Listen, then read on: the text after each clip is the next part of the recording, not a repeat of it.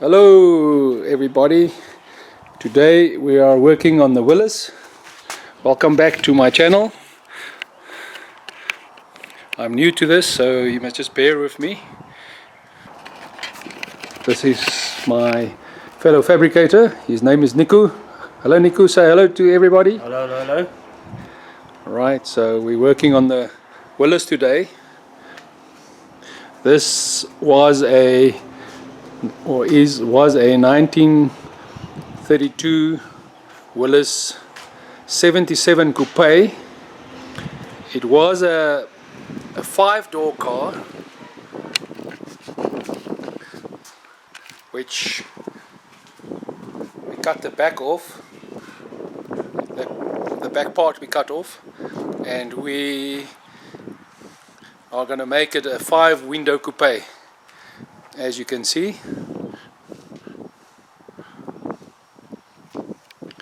we still have to fabricate the whole back piece.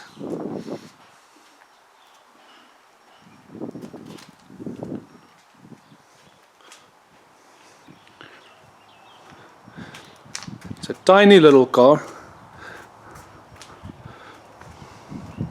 If you see the inside, this is like a family car. You're going to sit very close to your partner, to your wife or your husband.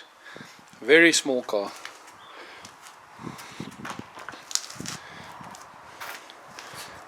It's got suicide doors, which we don't have at the moment. So what we are doing today is, this is the original chassis from that vehicle.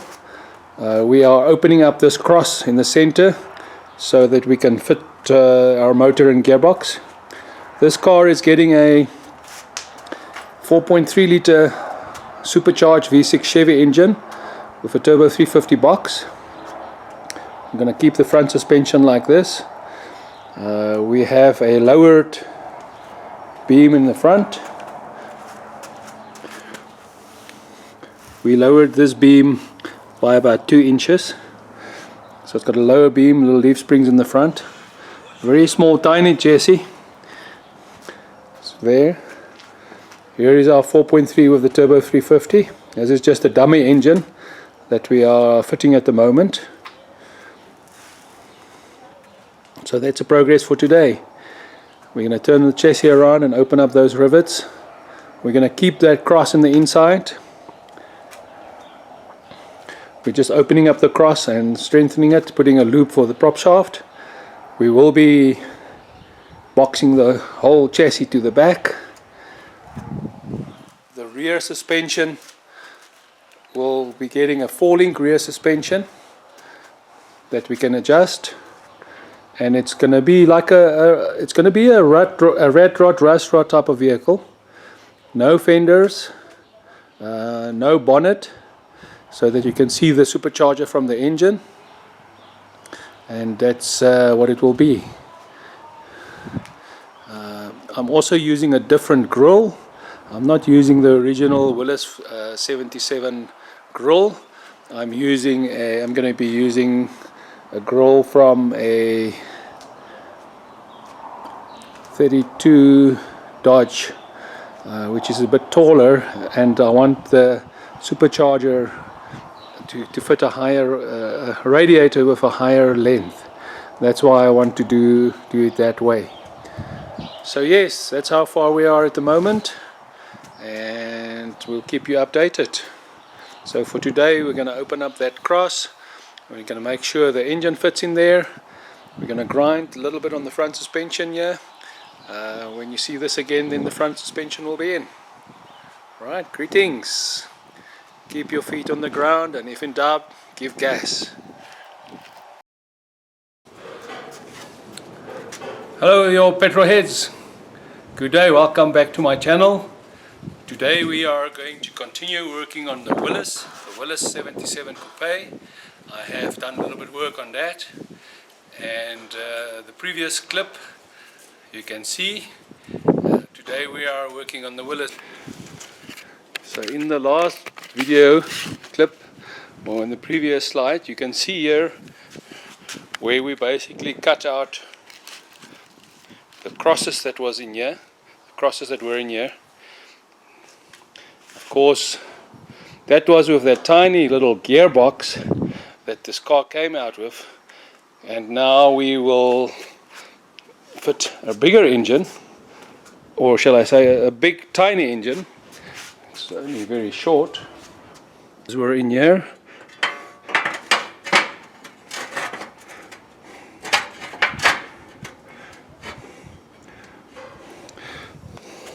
you can see these braces were in here like this. You can see in the previous clip.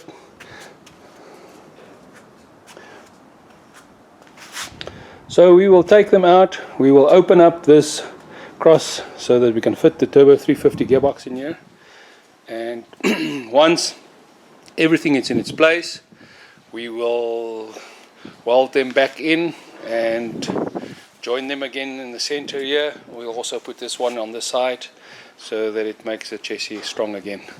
We will also be just a repeat, I want to have this chassis as light as possible but as strong as possible.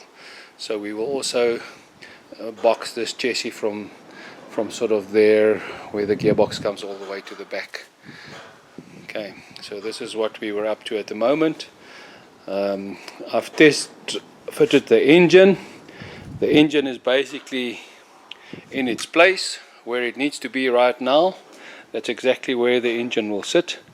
And again, you can see it's a rather tight fit. I mean, here, very little space here. But I mean, those ears I will maybe just cut off. Even that side, you can see it's very tight, the space. But that's where the engine will sit. These are the engine mountings that I've manufactured. So we're busy manufacturing the engine mountings at the moment. These are just the mounting that I've made up. It was actually for another application, but I thought they would actually work nice here. Seeing that it's going to be a rat rod, but it's still going to be a nice rat rod. I'll show you now how all that comes together. And then I've also dug out this old gearbox mounting which I've done before, which I will also use. I've made out of probably about 10mm thick steel. Put gussets in.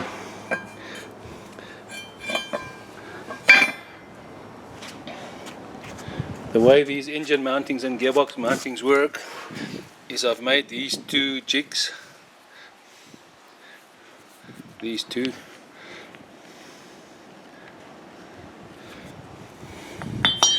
So what I do is when I fit it, I fit these jigs in this gearbox mounting here, this engine mounting, and then of course I fit that to the engine, and then from there I can make up my mounting, and when I'm done I just take this out and I push a common polyurethane or a rubber bush in there.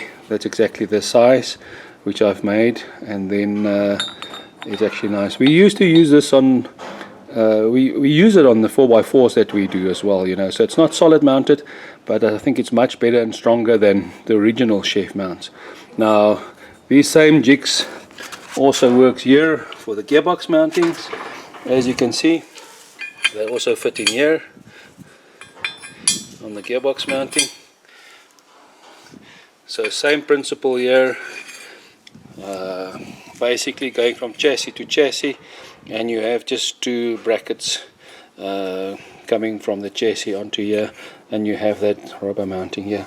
Now you can either mount the solid here because you have the polyurethane or the rubber here, so this will probably be solid mounted here. So I'm going to use this gearbox mounting, and I'm going to use these engine mountings. It's already made up. When we build rad rods, we use whatever scrap we have lying around. So this is how the setup came out. So this is one of the engine mountings already bolted on, as you can see. Now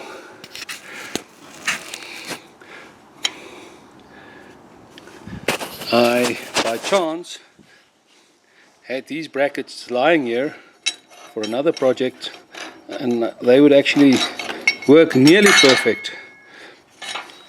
This is how it looks. There is the engine mounting now bolted on, you can see. And this actually just slid over the chassis like this, and very easily just bolt in there. Okay, both sides, and I think that will also be more than adequate. I mean, and then you just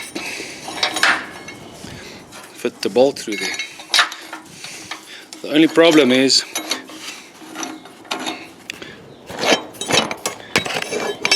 difficult to do with one hand. I'm still getting used to the one hand working thing.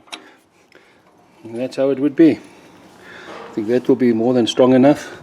The only problem is these brackets, the holes are way too big, and the engine mount is slightly off center, so these brackets will probably not work. And of course, with everything being a bit disorganized at the moment in terms of where my stuff is, I can only find 3 of these anyway.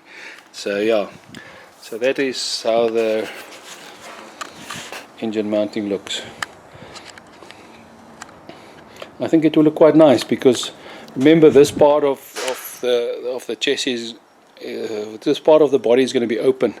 There's going to be no fenders. So yeah, it's actually would be actually nice to see.